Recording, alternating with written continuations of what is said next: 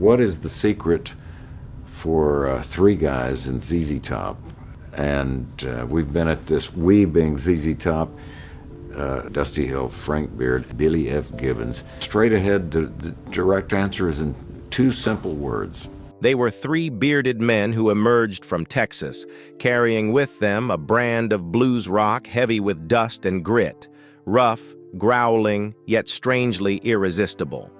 zztop, just three men, three instruments, and one simple formula, created a sound that couldn't be mistaken for anything else, making the whole world groove to heavyweight riffs like Grange, tush, and cheap sunglasses.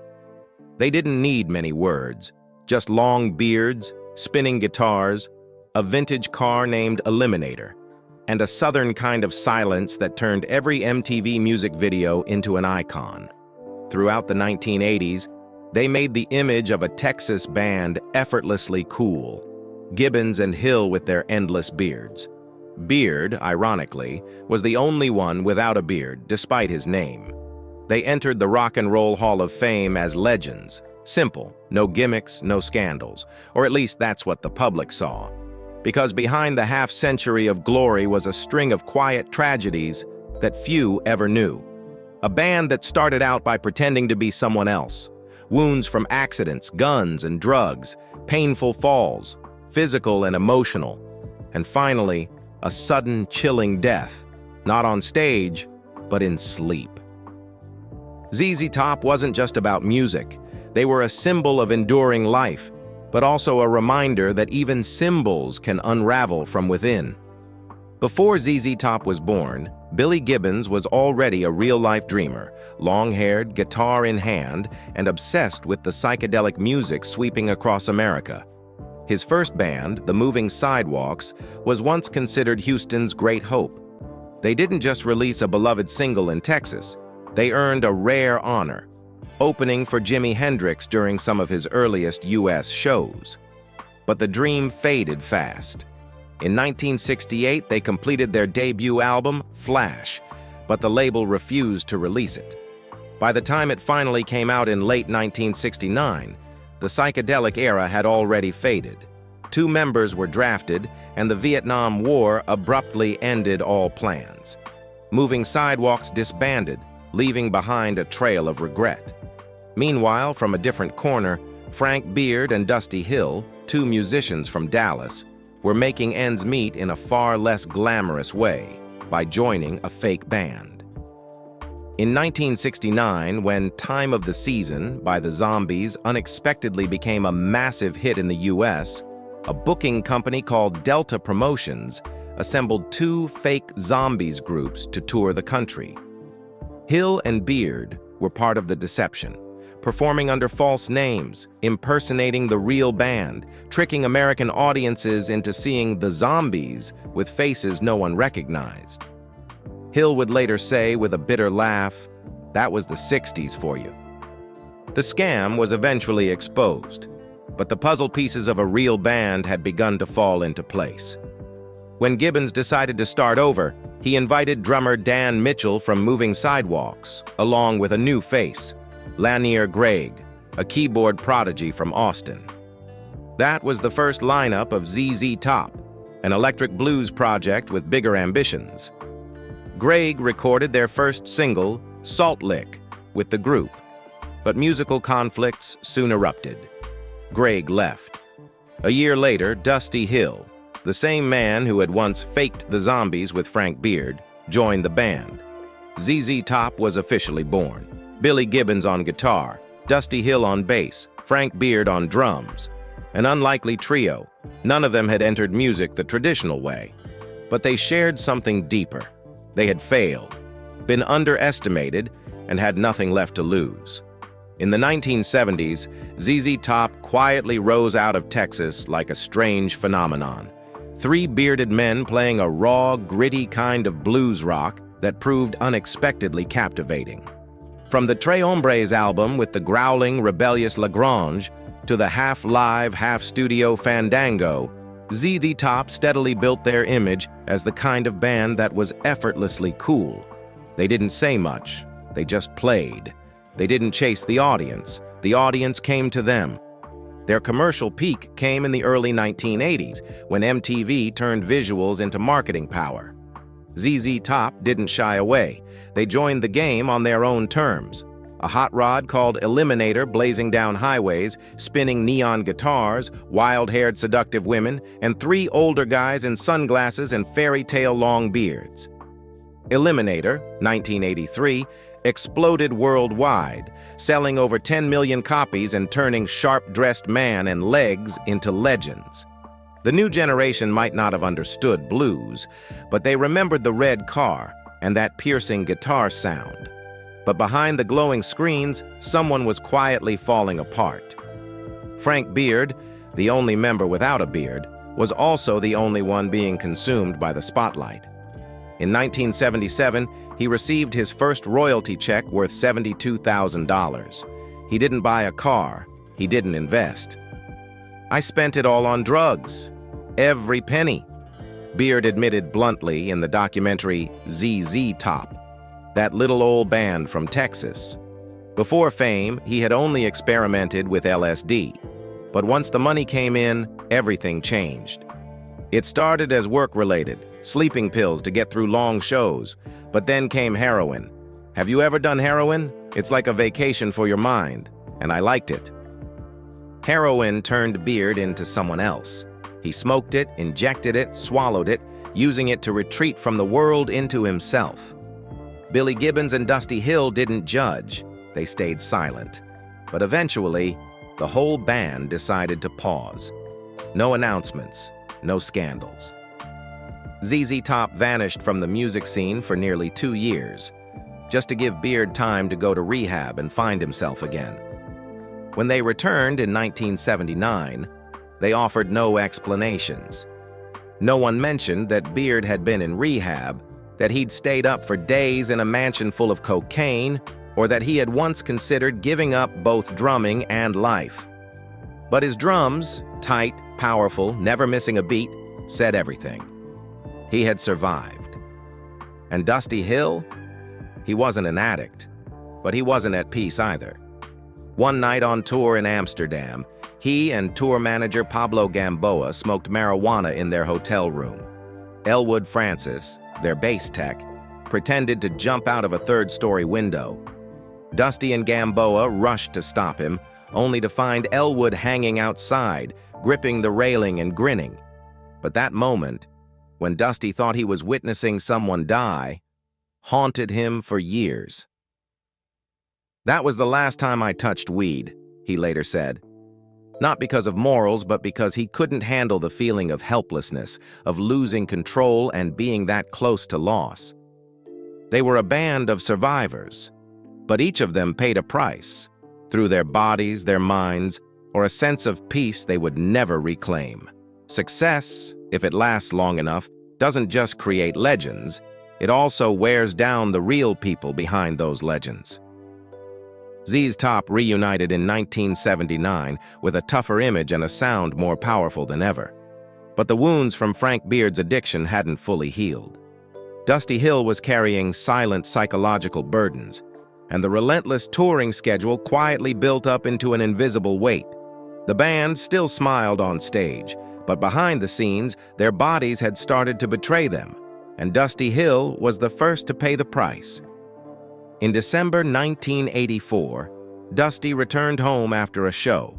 Like many Southern musicians, he always carried a small Derringer pistol in his boot, not to show off, but out of habit.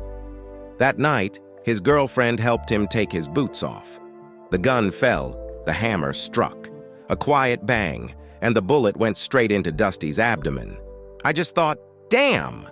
Then, that really hurts, he recalled in Classic Rock magazine. But his first reaction wasn't panic, it was action. Dusty drove himself to Memorial City Hospital in Houston, sitting behind the wheel with a bullet in his stomach, blood soaking through his shirt. I didn't feel much at first, but when I got to the hospital, everything just collapsed. I went into shock. Luckily, the bullet hadn't damaged any vital organs. Dusty survived. But it was only the beginning of a string of persistent injuries that would follow him for the rest of his life. In 2000, as zztop was preparing for a European tour, a phone call from Dusty's doctor brought everything to a halt. He was diagnosed with hepatitis C, a dangerous viral infection that attacks the liver and can be fatal if untreated. He was forced to cancel the entire tour to begin a grueling year-long treatment regimen whose side effects left his body utterly drained. He recovered, but he was never quite the same. Less than 7 years later, during a routine checkup, doctors discovered a benign tumor deep inside his inner ear. If left untreated, he could lose his hearing permanently. The 2007 European tour was immediately canceled. No surgery was needed this time, but once again, Dusty's body was reminding him that time was not on his side. Then came 2014. In a moment no one expected, Dusty tripped on the tour bus and fractured his hip. It wasn't just an injury, it was a wake-up call.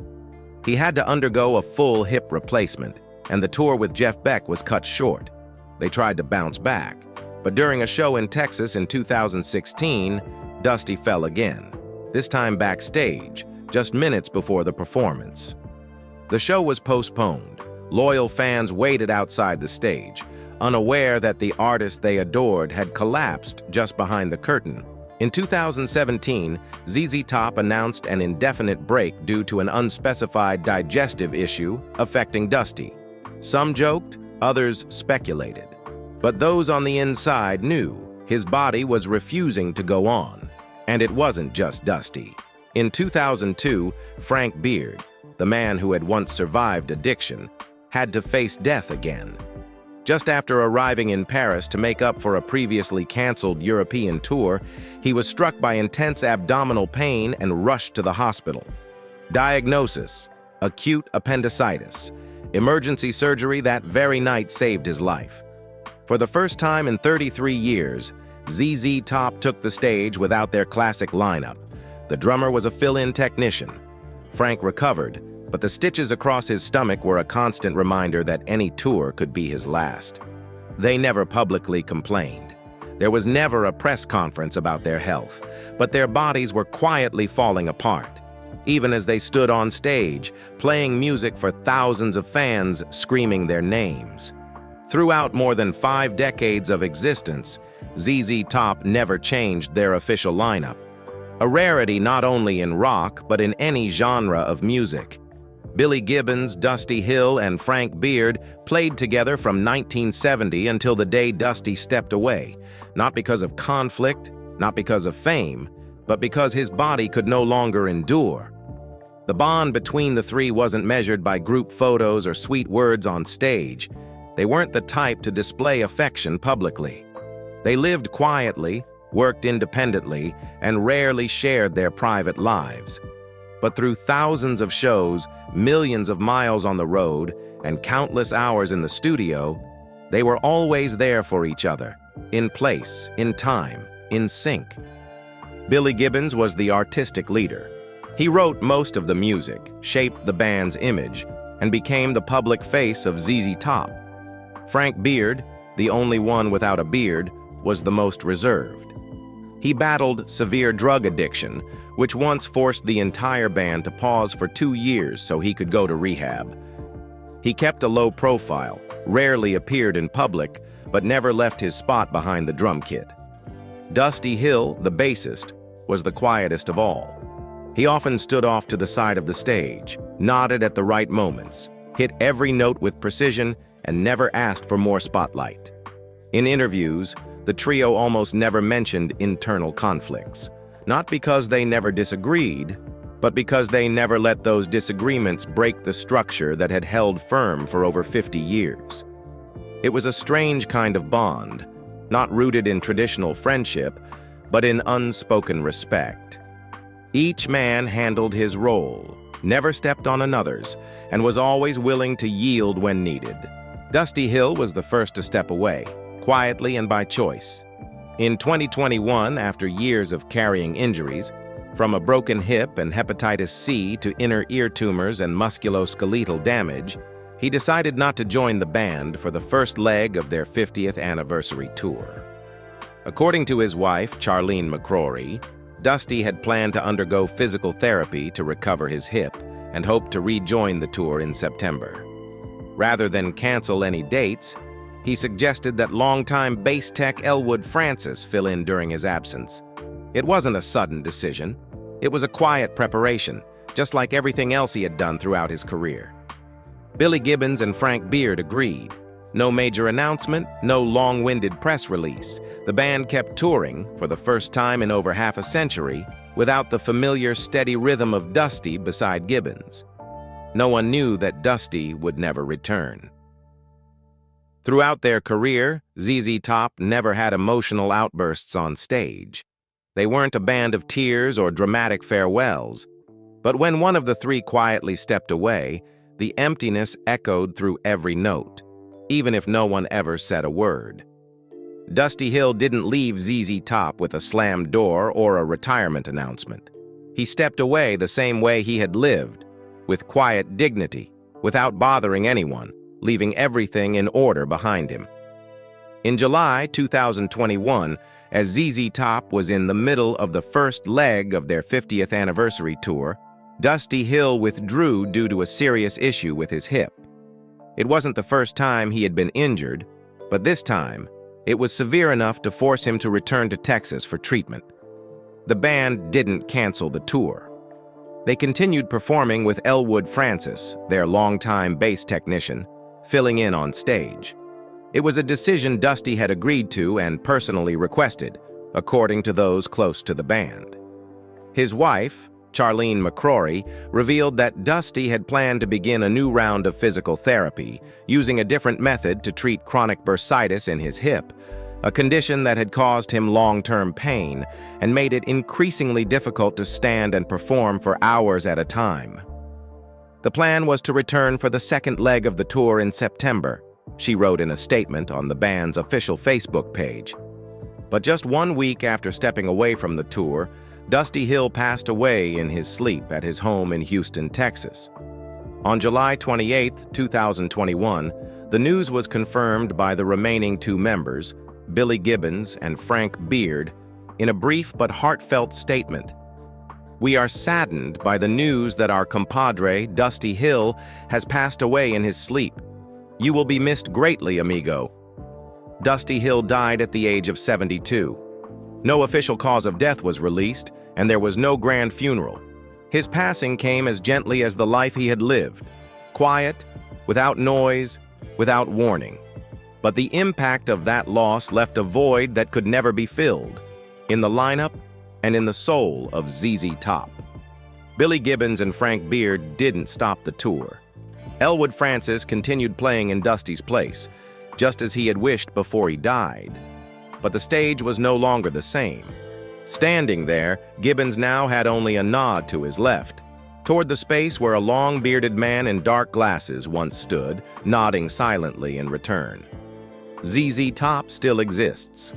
But after July 28th, the band has never truly been whole again. In a music world where bands often fall apart over egos, contracts, or irreconcilable differences, zztop was a rare exception. Three men, no drama, no blame, no replacements, stood by each other for over 50 years. Only death could separate them. But what zztop left behind wasn't just longevity. They left a mark on rock and roll history that's unmistakable. An unmistakably Texan sound, gritty yet magnetic, wild but tight to the beat. They brought a kind of rock that didn't chase trends. No flashy techniques, no preaching, no fake rebellion, just solid riffs, thunderous drums, and a bass line so thick you could feel it in your spine. Albums like Tres Hombres, 1973, Eliminator, 1983, and Recycler, 1990, weren't just records, they were roadmaps for generations of rock bands that followed. Songs like Grange, Sharp-Dressed Man, Gimme All Your Lovin' Live On, in stadiums, in auto garages, in films, and in the hearts of those who never believed rock was dead. But their legacy runs deeper than that. ZZ Top embodied a kind of American culture, the South that wasn't afraid of dirt roads, that lived honestly and without pretense. They never tried to stay young, never chased the latest trends, never painted their careers with scandal or marketing stunts. Even when they appeared in vivid colors on MTV, at their core, they were still three men watching the noisy world from a distance and choosing silence to keep playing. To the music world, they're icons. To younger artists, they're proof that fame can come without losing yourself. And to millions of fans, especially those who love honest, roots-driven rock, they are the remaining belief that there is a kind of music that never grows old. But all of that exists alongside one undeniable truth. Losing Dusty Hill wasn't just losing a bassist. It was losing the quiet heartbeat, the irreplaceable part of a trio that had become immortal in the minds of their fans. Elwood Francis can hit every note. Billy Gibbons remains creative. Frank Beard still anchors the beat with precision.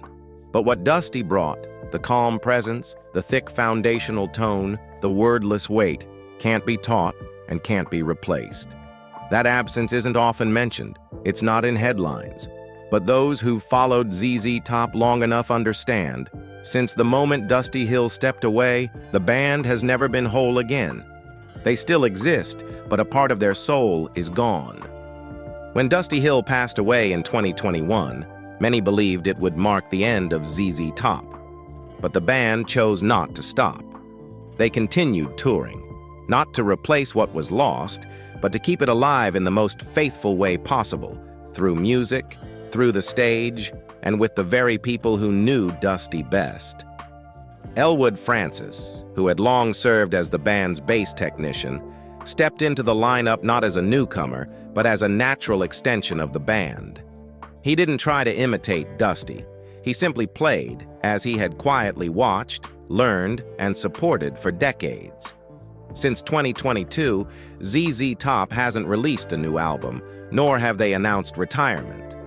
Instead, they've quietly remained on the road, bringing their familiar sound, long beards, dark sunglasses, and a spirit that age could not extinguish. In 2024, they teamed up with Lynyrd Skynyrd for a major North American tour called the Sharp-Dressed Simple Man Tour, which wrapped up in September.